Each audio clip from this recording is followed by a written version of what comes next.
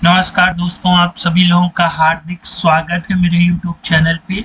दोस्तों, आज हम लोग पाइथन की हेल्प से कैसे कॉलेज डेटाबेस एप्लीकेशन को बना सकते हैं उसके विषय में स्टडी करेंगे और साथ ही साथ चर्चा करेंगे। ठीक है, तो आप लोग देख सकते हैं कि मैंने पाइथन प्रोग्राम की हेल्प से एक फॉर्म GUI फॉर्म क्रिएट किया है with the help of printer.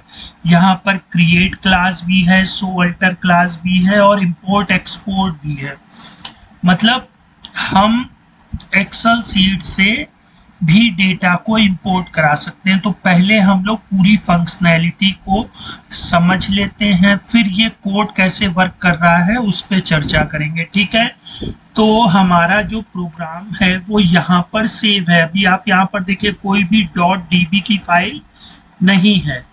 हम यहाँ पर क्लास में आते हैं और क्रिएट क्लास पर क्लिक करते हैं तो आप देख सकते हैं अभी कोई फाइल नहीं बनी है। अब हम यहाँ पर क्लास मान लेते हैं। सबसे पहले कैपिटल में लिख लेते हैं दोस्तों, तो BA लिखेंगे और फिर सेव करेंगे। तो देखिए कॉलेज DB नाम का डेटा सेव हो गया है। फिर हम लोग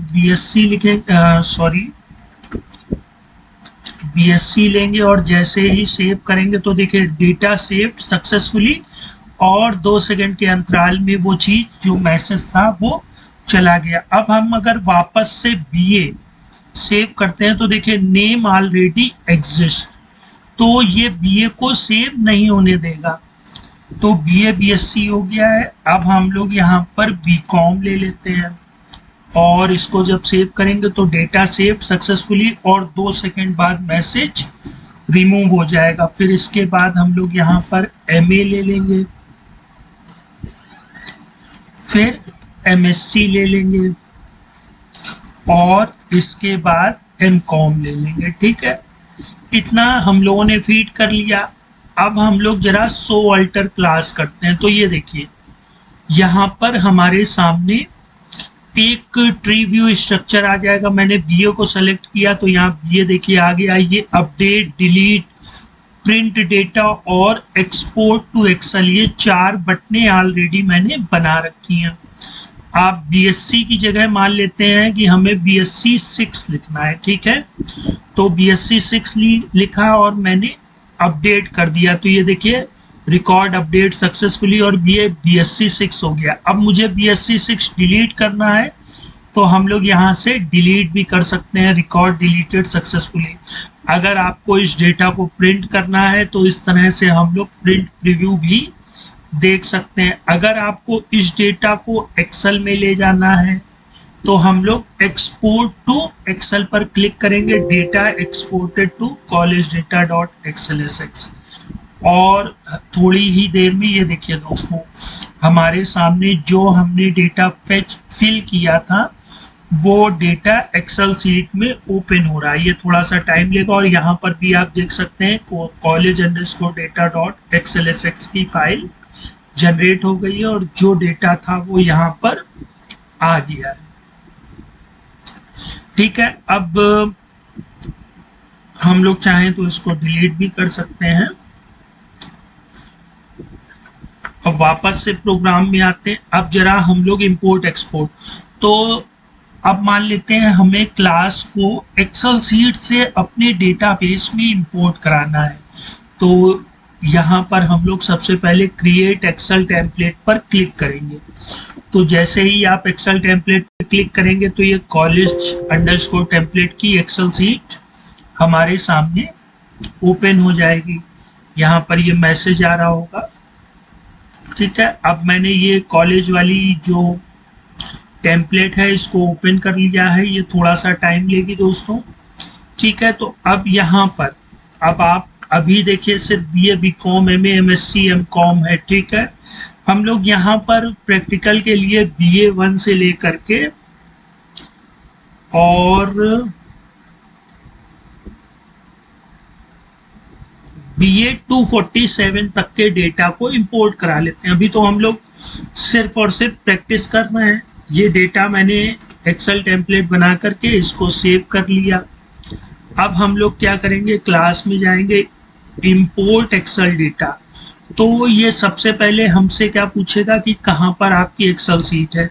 तो मेरी ये एक्सेल सीट है जहाँ पर हम लोगों ने डेटा को अपडेट किया था, और ओपन करेंगे और ये डेटा इंपोर्टेड सक्सेसफुली, ओके कर देंगे। और आप जब वापस से शो अल्टर करेंगे तो ये देखिए जितने डेटा थे वहां पर, ठीक है, आप BA52 में जाए, जितने आप देख सकते हैं वहां एक्सेल सीट में मौजूद थे वो सारे के सारे डेटा। आप जैसे BA169 है तो यहाँ पर हम लोग कुछ और भी ऐड करके और अपडेट कर देते हैं, तो आप ये देखिए वो डेटा अपडेट हो गया। आप मान लेते हैं BA71 को डिलीट करना है, आप डिलीट कर सकते हैं। प्रिंट डेटा करना है तो आप प्रिंट डेटा भी कर सकते हैं, और साथ ही साथ एक्सेल में एक्सपोर्ट भी कर सकते हैं, और सिलेक्शन करके यहाँ पे डेटा को अपडेट भी कर सकते हैं। तो दोस्तों इसमें मैंने एक छोटा सा एग्जांपल लिया जहां पर हम लोग टेबल को क्रिएट करेंगे, और जब हम लोग डेटाबेस को सेव करेंगे तो सिंगल वे में भी हम लोग डेटा को सेव कर सकते हैं, साथ ही साथ हम लोग डेटा को शो करा सकते हैं, ट्री व्यू में डेटा को अल्टर कर सकते हैं, साथ ही साथ एक्सेल की हेल्प से भी हम लोग अपने डेटा को अपने प्रोग्राम में इंपोर्ट करा सकते हैं। अब आगे आने वाले ट्यूटोरियल में तो ये मैं चीज़ें आपको बताऊंगा ही, लेकिन थोड़ा सा मैं आपको फैमिलियर करा देता हूं इस कोड से। तो देखिए दोस्तों, पाइथन एक GUI बेस्ड काफ़ी बेस्ट प्रोग्रामिंग लैंग्वेज है, लेकिन ये लाइब्रेरी बेस होती है। तो अगर ये लाइब्रेरी बेस होती है तो हमें कौन कौन सी लाइब्रेरी इंपोर्ट करानी है, आप लोग यहाँ देख सकते हैं कि इंपोर्ट किंटर किया, फाइल डायलॉग को इंपोर्ट किया, SQLite 3 को इंपोर्ट किया, मैसेज बॉक्स को, पांडास को इंपोर्ट किया, और इंपोर्ट OS को किया। ये हमारा मेन प्रोग्राम होगा जहाँ से कॉलेज ऐप रन होगी, और यहाँ पर फिर हम लोग कॉलेज ऐप को उसी तरह की रूट, फिर ऐप और रूट डॉट मेल लो, और जो कॉलेज ऐप होगी इसी में ही हम लोग सारे फंक्शंस, मतलब कैसे मेन्यू क्रिएट करना है, और मेन्यू के बाद कैसे फॉर्म क्रिएट होगा, कैसे फॉर्म में डेटा शो होगा, है ना, ये सारी चीज़ें हम लोग बारीकी से धीरे धीरे एक एक करके समझेंगे। और दोस्तों अगर आप लोगों ने ये फंडा सीख लिया फिर इसके बाद तो कोई दिक्कत नहीं है, फिर तो हम लोग जितने डेटाबेस चाहें टेबल वो बना सकते हैं। और अगर हम लोग ऐसा सॉफ्टवेयर मार्केट में उतारते हैं तो काफ़ी पॉपुलर भी होगा। फर्स्ट चीज़ ये होगी कि ये हमारा पाइथन पर बना हुआ है, पाइथन काफ़ी पॉपुलर लैंग्वेज है, तो अगर हम लोग इस सॉफ्टवेयर को भी मार्केट में उतारते हैं तो वो काफ़ी बेटर होगा। लेकिन अभी मैंने आपको सिर्फ और सिर्फ डेमो दिखाया है, और हर एक फंक्शन, जितना फंक्शन है कि एक्सेल की टेम्पलेट बनाना, या एक्सेल से डेटा को लेके आना, या जब हम लोग कोई क्रिएट मास्टर करें तो वो डेटाबेस टेबल में जा कर के सेव हो, फिर उस डेटाबेस को अपने ट्री व्यू स्ट्रक्चर में दिखाना, ये सारी चीज़ें हम लोग एक फंक्शन इसका डिक्लेयर करेंगे। डिलीट का भी फंक्शन होगा, अपडेट का भी होगा, ये देखिए प्रीव्यू का फंक्शन है। इसी तरह एक्सपोर्ट, अगर एक्सेल सीट में अपने डेटा को ले जाना है, प्रिंट करना है, एक्सेल टेम्पलेट बनानी है, और साथ ही साथ एक्सेल के डेटा को अगर इंपोर्ट कराना है, तो हम लोग नेक्स्ट ट्यूटोरियल में इनकी बारीकियों को और समझेंगे। और दोस्तों मैंने जो ये प्रोग्राम है इसमें मैंने आप लोगों को कई चीज़ें बताई हैं, जैसे कि आप लोग फॉर्म बना सकते हैं, फॉर्म के साथ साथ मेन्यू आइटम बना सकते हो, क्रिएट क्लास ये भी मैंने आपको बताया है, शो अल्टर ये भी बताया है, update delete, print data, export to Excel ये मैं आप लोगों को बताऊंगा। लेकिन अभी आज के डेमो का पर्पस था कि हम लोगों का कोई भी जो फंक्शन, जैसे अगर मैंने क्रिएट क्लास किया तो ये वाली चीज ओपन हो गई हमारे सामने, तो ये प्रोग्रामिंग के थ्रू हुई। या अगर मैंने शो अल्टर क्लास किया तो ये आ गया, जब मैंने सेलेक्ट किया तो इस एंट्री बॉक्स में आप देख सकते हैं ये सेलेक्ट हो गया, ये किया तो ये हो गया, है ना। तो ये सारी प्रोग्रामिंग है। फिर इसमें चेंज करके अगर हम अपडेट करेंगे तो वो डेटा अपडेट हो जाएगा। यहाँ से अगर हम लोग डिलीट करेंगे तो वो चीज़ डिलीट हो जाएगी।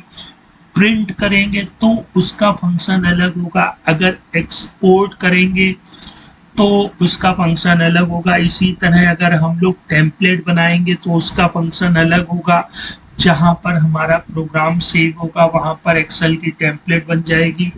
और इसी के साथ साथ हम लोग एक्सेल के डेटा को इंपोर्ट भी करा सकते हैं। तो दोस्तों आज के टॉपिक को मैं यही फिनिश कर रहा हूँ, लेकिन आप लोगों से रिक्वेस्ट कर रहा हूँ कि ये इनमें से कई चीज़ें मैंने आप लोगों को बताई हैं और आप लोग घबराइएगा नहीं। मैं ये पूरी चीज़ें आप लोगों को करके दिखाऊंगा। फिर इसी तरह हम लोग एक पूरा कस्टमाइज सॉफ्टवेयर बनाना सीखेंगे और साथ ही साथ मार्केट में मैं भी अपना सॉफ्टवेयर सेल करूंगा। आप लोग भी सीख करके अपना सॉफ्टवेयर मार्केट में लॉन्च करिएगा।